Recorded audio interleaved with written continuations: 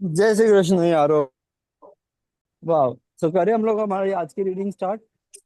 आज हम लोग कंटिन्यू करते हैं। कल हम लोगों ने चार्ल्स श्वाब, जेपी मॉर्गन, इनकी स्टोरी देखी थी और कैसे यूएस स्टील कॉर्पोरेशन फॉर्म हुआ था, एंड्रयू कार्नेज का क्या रोल था, और कैसे चार्ल्स श्वाब जिन्हें अपने इस पूरे आइडिया के ऊपर इतना भरोसा था, उनकी स्पीच जो उन्होंने दी, उन्हें पता था कि वो क्रैक कर ही लेंगे। तो ऑथर बता रहे थे कि आना पड़ता है इससे पहले कि आप उतने रिच, क्योंकि जेपी मॉर्गन के पास बहुत लोग स्पीच लेके गए, राइट, बट वो कैरेक्टर हर एक जने के पास नहीं था। चार्ल्स श्वाब ने उन 80 बिलियनर्स के सामने उस डिनर के ऊपर कमाल ही कर दिया।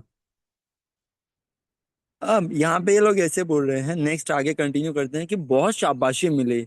एक ब्रिटिश ब्रिटिश कॉरेस्पॉन्डेंट ने केबल कर दिया फॉरेन स्टील वर्ल्ड को, और इस जाइजेंटिक कंपटीशन को बहुत तालियां मिली। प्रेसिडेंट हार्डली, येल के जो हैं, उन्होंने डिक्लेयर कर दिया कि इससे पहले कि ट्रस्ट रेगुलेट करे कंट्री को, रे, हम लोग एक एम्परर वॉशिंगटन के अंदर देख सकते हैं अगले 25 सालों के अंदर।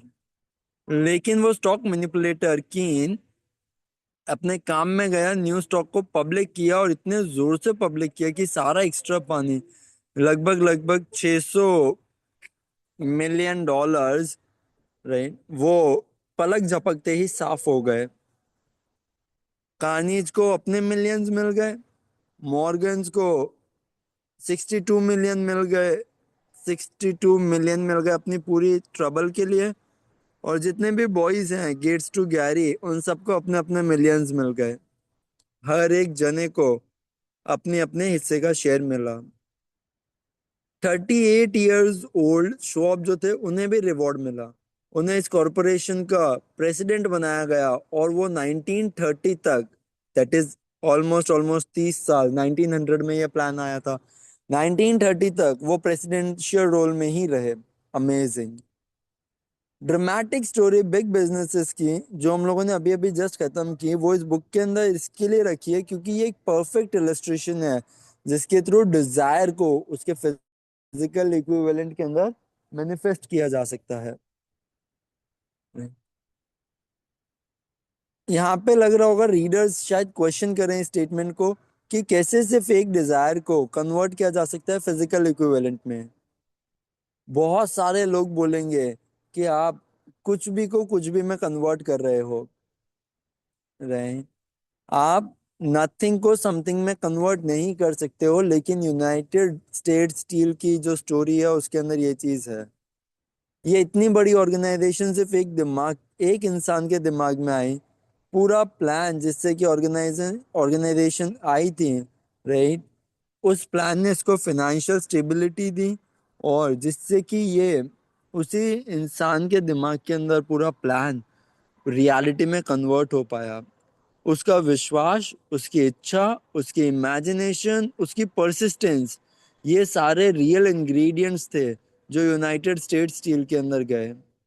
स्टील मिल्स और मैकेनिकल इक्विपमेंट जो अक्वायर किए गए थे कॉरपोरेशन से, इसके बाद कि वो लीगल एग्जिस्टेंस में आ पाते, ये तो सिर्फ इंसिडेंटल थे। अगर आप केयरफुल एनालिसिस करोगे तो ये बताएगा कि जो भी प्रॉपर्टीज की रियल वैल्यू थी जो अक्वायर की गई थी कॉरपोरेशन के द्वारा, वो वैल्यू के अंदर ऑलमोस्ट 600 मिलियन डॉलर से बढ़ गई, सिर्फ उस एक ट्रांजैक्शन से जो कि उस मैनेजमेंट से हुआ, राइट। दूसरे ही शब्दों में बोला जाए तो चार्ल्स श्वाब का आइडिया और प्लस उनका विश्वास, जिससे कि आइडिया उन्होंने जेपी मॉर्गन के दिमाग में डाला, और ऐसे बहुत सारे लोग जिनसे ऑलमोस्ट ऑलमोस्ट 600 मिलियंस का प्रॉफिट हुआ। कोई भी इनसिग्निफिकेंट छोटा अमाउंट नहीं है ये, ऐरा गहरा, एक सिर्फ आइडिया के लिए, सिर्फ एक आइडिया से इतना प्रॉफिट। अमेजिंग। कुछ लोगों को जो हुआ, वो अपने कुछ मिलियंस लेके चले गए इस ट्रांजैक्शन से। इसको लेके हम अभी कंसर्न नहीं है, हमारा ये मेन मुद्दा नहीं है। इम्पोर्टेंट फीचर जो इस अचीवमेंट का है वो ये है कि एक अनक्वेश्चनेबल एविडेंस है इस फिलॉसफी का जो इस बुक में डिफाइन की गई है, क्योंकि ये फिलोसॉफी जो है, ये इस पूरी बुक का, ये इस पूरे ट्रांजैक्शन का सबसे जरूरी पॉइंट था। और तो और प्रैक्टिकलिटी जो इस फिलोसॉफी की है वो इस्टेब्लिश होती है इस फैक्ट से कि यूनाइटेड स्टील कॉरपोरेशन बहुत आगे बढ़ा और फूला, सबसे रिचेस्ट और पावरफुल कॉरपोरेशन बना अमेरिका का, हजारों लोगों को काम दिया, स्टील के नए यूजेस ढूंढे, न्यू मार्केट ओपन किए, और इससे प्रूव होता है कि $600 मिलियन जो प्रॉफिट में अर्न किए थे शॉप के आइडिया ने, वो जेन्युइन थे। उसने सबको रिच बनाया। रिच जो भी लोग बनते हैं वो थॉट्स में बनते हैं। अमाउंट लिमिटेड होती है सिर्फ उतनी ही उस पर्सन के पास जिसके माइंड में वो थॉट आया होता है। फेथ सारी लिमिटेशन हटा देता है।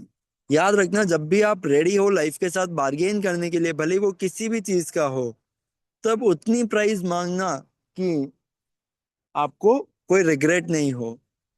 राइट? और लाइफ आपको प्राइस देगी ही देगी।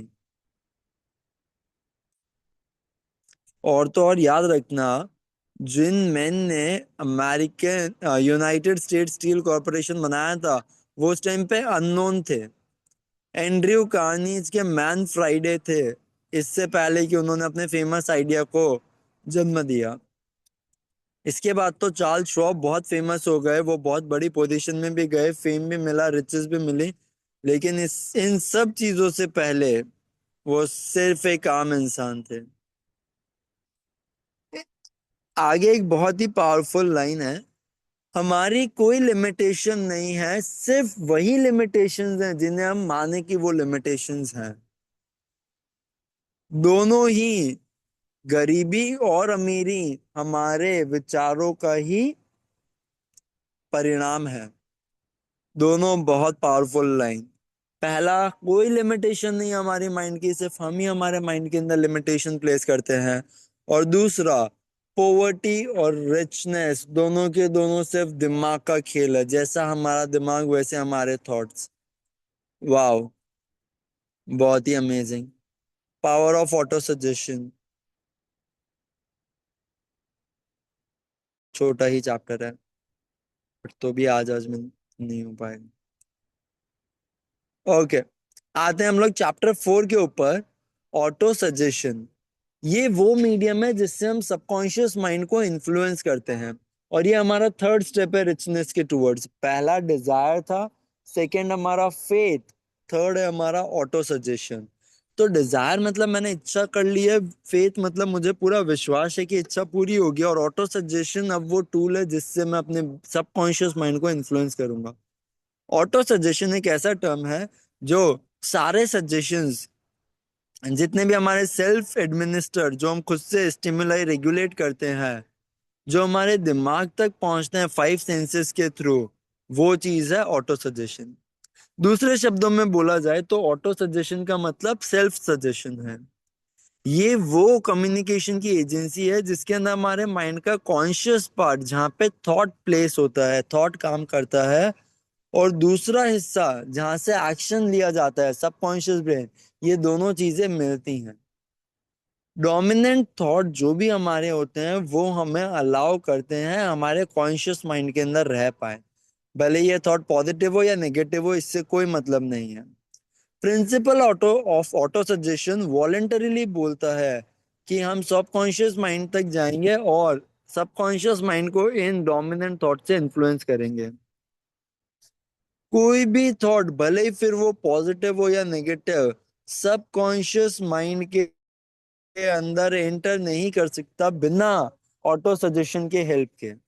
वापस से इसको सुनते हैं, कोई भी थॉट, फिर भले ही वो पॉजिटिव हो या नेगेटिव हो, वो हमारे ब्रेन में एंटर नहीं कर सकता सबकॉन्शियस माइंड में बिना ऑटो सजेशन के हेल्प के। इसके कुछ कुछ एक्सेप्शंस हैं। वो थॉट्स जो आपने आकाश से ले लिए हो, ईथर से। अगर इसको दूसरे शब्दों में बोला जाए तो जितने भी हमारे सेंस इंप्रेशंस हैं जो हम 5 सेंसेस से हमारे सबकॉन्शियस ब्रेन पे इम्प्रेस करते हैं, वो कॉन्शियस थिंकिंग माइंड स्टॉप कर लेता है और फिर वो देखता है कि वो अलाउ करे सबकॉन्शियस ब्रेन को या रिजेक्ट कर दे। कॉन्शियस फैकल्टी हमें सर्व करती है, इसलिए आउटर गार्ड के लिए हम लोगों को सबकॉन्शियस ब्रेन के आगे कॉन्शियस ब्रेन लगाना पड़ता है कि सारी चीजें सबकॉन्शियस ब्रेन में नहीं चली जाए। नेचर ने इंसान को ऐसा बनाया है कि उसके पास एब्सोल्यूट कंट्रोल है कि उसके सबकॉन्शियस ब्रेन में क्या पहुंचे, उसकी फाइव सेंसेस के थ्रू। ऑल्दो इसका ये मतलब नहीं है कि इंसान को हमेशा ये पावर को एक्सरसाइज करना ही चाहिए। ज्यादातर केसेस के अंदर तो वो इसे एक्सरसाइज करता ही नहीं है, और इसके लिए बताते हैं कि लोग क्यों इतनी गरीबी में जीते हैं। याद करो क्या कहा था, सबकॉन्शियस माइंड गार्डन स्पॉट है जिसके अंदर वीड्स ग्रो होती हैं अबंडेंस के अंदर। अगर सीड्स जो हैं डिजायरेबल क्रॉप्स के नहीं डाले हो तो। ऑटो सजेशन वो एजेंसी है जिसके थ्रू एक इंडिविजुअल चाह के अपने सबकॉन्शियस ब्रेन को फीड कर सकता है क्रिएटिव नेचर के थॉट्स, या फिर निग्लेक्ट कर सकता है और डिस्ट्रक्टिव थॉट्स को अपना रास्ता बनाने दे सकता है अपने माइंड के गार्डन के अंदर। चॉइस उसकी है।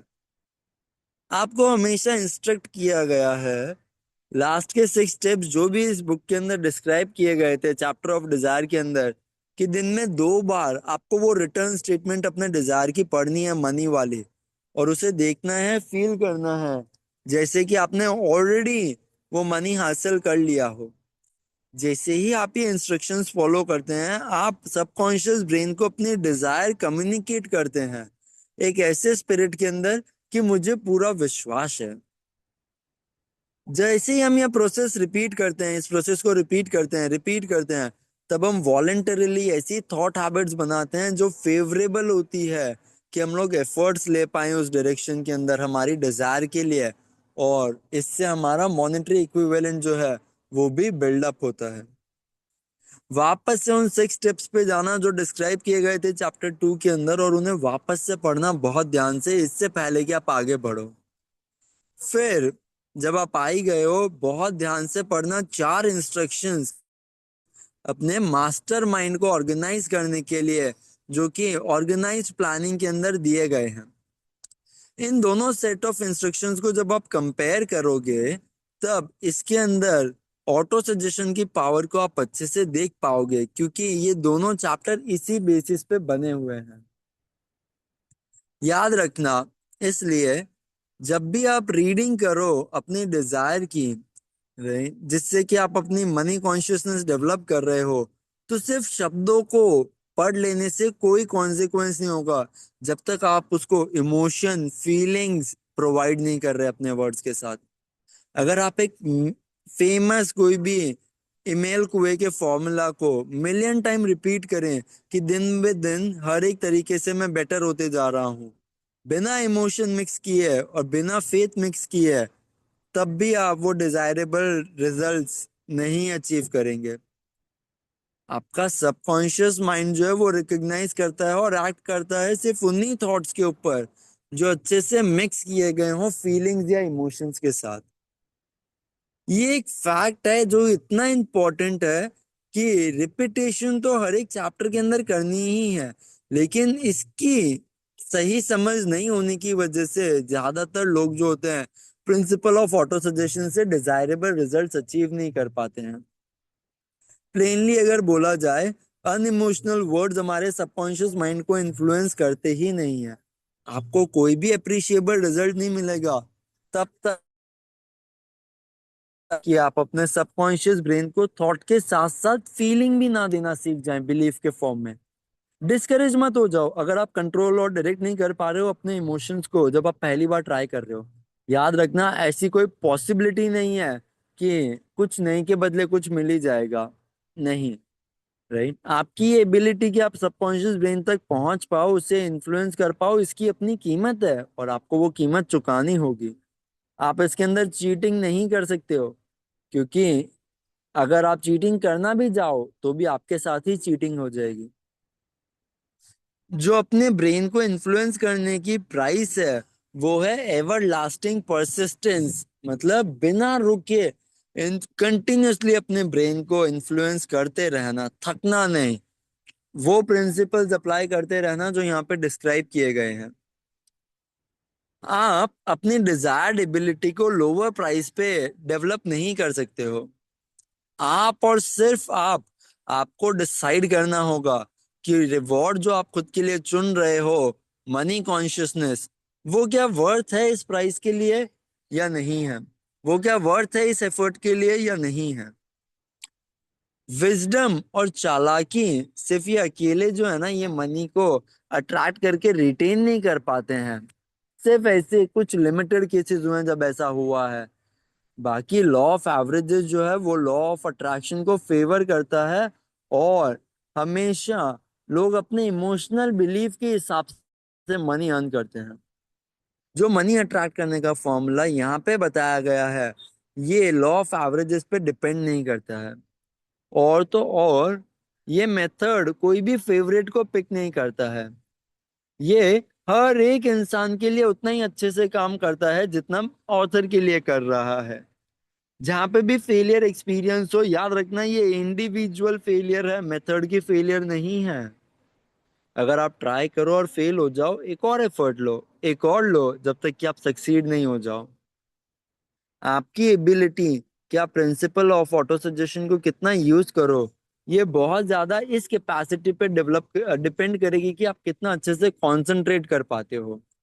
क्योंकि आपको पावर ऑफ कंसंट्रेशन तो यूज करनी ही होगी। यहाँ पे हम कुछ सजेशंस ऑफर करते हैं ताकि हम अच्छे से कंसंट्रेट कर पाए। जब भी आप फर्स्ट 6 स्टेप्स कैरी ऑन कर रहे हो, जो आपको इंस्ट्रक्ट करते हैं कि अपने दिमाग के अंदर exact amount of money decide करो, अपने थॉट्स को उस मनी के ऊपर कंसंट्रेट करो, अपना ध्यान उधर लेके जाओ और आंख बंद करके एक्चुअल में वो मनी देखो, ये दिन में एक बार तो करना ही है। जैसे ही आप ये एक्सरसाइजेस से जाओ, इन इंस्ट्रक्शंस को फॉलो करो। वो इंस्ट्रक्शंस को फॉलो करो जो चैप्टर फेथ के अंदर पढ़ा है आपने, और एक्चुअल में उस मनी को अपने सामने देखो। यहाँ पे एक बहुत जरूरी फैक्ट है, सबकॉन्शियस माइंड वो सारे ऑर्डर ले लेता है जो भी इसको एब्सोल्यूट फेथ की स्पिरिट में दिए जाते हो, और उन्हीं ऑर्डर्स पे काम करता है। राइट। भले ही आपने वो ऑर्डर बार बार दिए हो रिपीटेशन के थ्रू, लेकिन इससे पहले कि सबकॉन्शियस ब्रेन उन्हें इंटरप्रेट कर पाए, आपको ये रिपीटेशन करना ही होगा। आप जैसे ही ये रिपीटेशन करते हो, थोड़े टाइम में ही क्या हो जाता है, ये एक ट्रिक बन जाती है आपके सबकॉन्शियस माइंड के साथ, और वो बिलीव करने लगता है। क्योंकि ये रिपीटेशन की वजह से जो आप विजुअलाइज कर रहे थे, आप सबकॉन्शियस ब्रेन को लगता है ये तो रियलिटी है और इसके पास इतना पैसा होना ही चाहिए। और जितना आप मानते हो कि आपके पास होना चाहिए, सबकॉन्शियस ब्रेन को उतना पैसा आपको देना ही पड़ेगा, क्योंकि ये लॉ है। आप अपने थॉट को सजेस्ट करो कि अपनी इमेजिनेशन के अंदर देखो कि आपकी इमेजिनेशन कैसे प्रैक्टिकल प्लान बना सकती है वो पैसे एक्यूमुलेट करने के। राइट, कैसे आपकी डिजायर को ट्रांसम्यूट कर सकती है। वेट मत करो एक डेफिनेट प्लान का जिससे आप ये एक्सचेंज करने वाले हो, जो आप विजुअलाइज कर रहे हो। लेकिन एक बार चालू यहां से करो कि आप अपने पास वो मनी देख पा रहे हो, आप अपने पास वो मनी डिमांड कर पा रहे हो, एक्सपेक्ट कर पा रहे हो। साथ ही साथ अपने सबकॉन्शियस ब्रेन को वो इमोशन भी दो, और देखते ही देखते ये आपको वो प्लान देगा जिसकी आपको जरूरत है। अलर्ट रहना उन प्लान्स के लिए, क्योंकि जैसे ही वो प्लान आए, इंस्टेंटली एक्शन लेना। जैसे ही वो प्लान आए, वो प्लान आपके दिमाग के अंदर फ्लैश करेंगे सिक्स सेंस के थ्रू, इंस्पिरेशन के थ्रू। ये इंस्पिरेशन को एक डायरेक्ट टेलीग्राम समझना इनफाइनाइट इंटेलिजेंस का, इसको बड़े इज्जत से ट्रीट करना और इसके ऊपर शीघ्रता से काम करना। फेलियर उन्हीं लोगों के पास जाएगी जो इसके ऊपर काम नहीं करेंगे।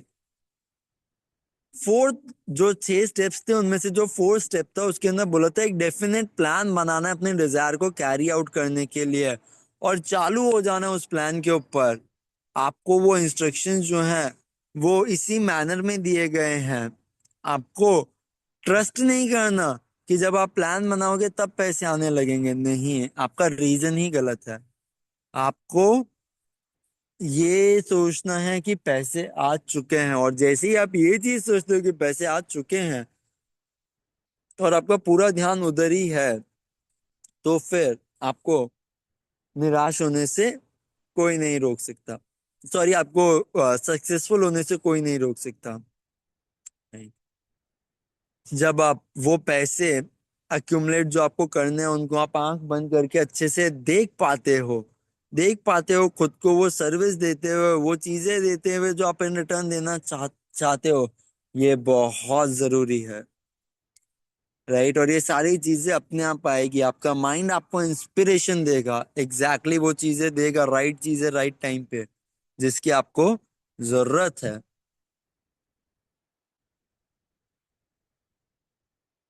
आई गेस तो शायद हम लोग कर पाएंगे चैप्टर कंप्लीट। ये फैक्ट कि आप अभी भी ये बुक पढ़ रहे हैं, इसका एक ही इंडिकेशन है कि आपको नॉलेज चाहिए, और इसका ये भी इंडिकेशन है कि अब आप इस सब्जेक्ट के स्टूडेंट बन गए हैं। सिर्फ अगर आप एक स्टूडेंट है तो शायद एक चांस है कि आप ज्यादा सीख पाएं जितना आप जानते हैं, बट आप उतना ही सीखेंगे जितना आप अपने अंदर ह्यूमिलिटी का एटीट्यूड रखेंगे। अगर आप कुछ इंस्ट्रक्शंस को फॉलो करेंगे और कुछ को निग्लेक्ट कर देंगे, राइट, तो आप जरूर से फेल होंगे। अगर आपको सेटिस्फैक्टरी रिजल्ट्स चाहिए तो सारे इंस्ट्रक्शंस को फॉलो करना विश्वास के साथ। जो भी इंस्ट्रक्शंस यहाँ पे दिए गए हैं 6 स्टेप्स के अंदर, सेकंड चैप्टर के अंदर, वो यहाँ पे समराइज किए जा रहे हैं और ब्लेंड किए जा रहे हैं इस चैप्टर के प्रिंसिपल्स के साथ। सबसे पहले एक शांत जगह पे जाओ, जैसे कि आपका बेड, जहाँ पे आपको कोई डिस्टर्ब नहीं करेगा।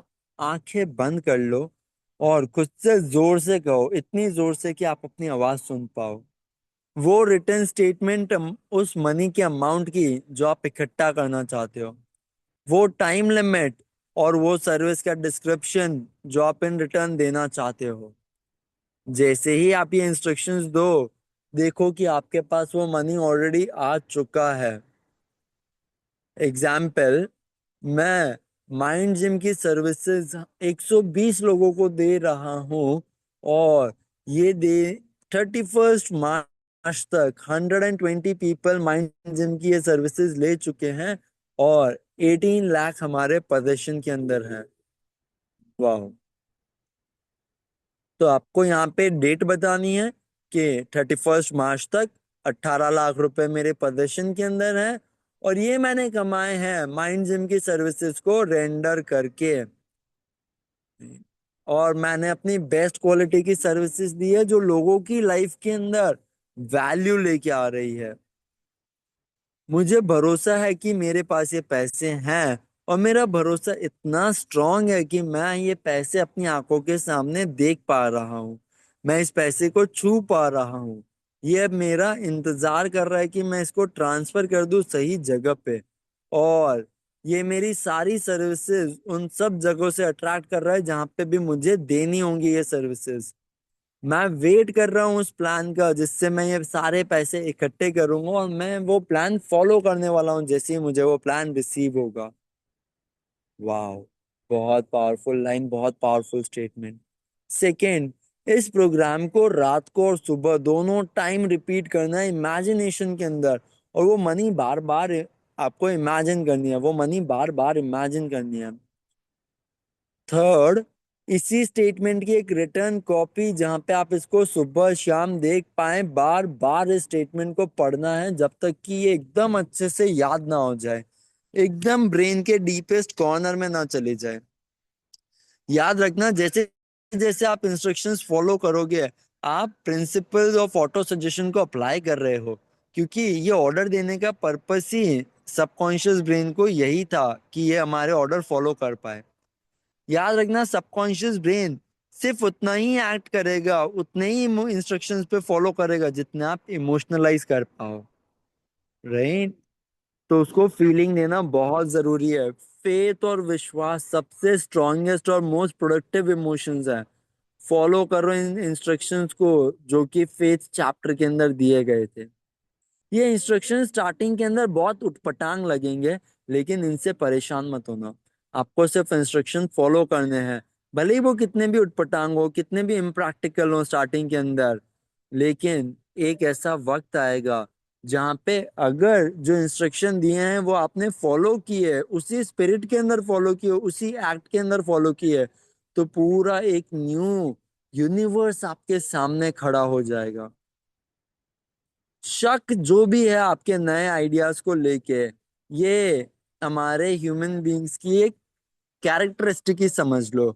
लेकिन अगर जो इंस्ट्रक्शंस दिए गए हैं उनको आपने फॉलो किया, तो आप देखोगे कि धीरे धीरे आपका शक भी विश्वास में बदलने लगेगा, और जल्दी ही आप क्रिस्टलाइज हो जाओगे एब्सोल्यूट फेथ के अंदर, पूर्ण विश्वास।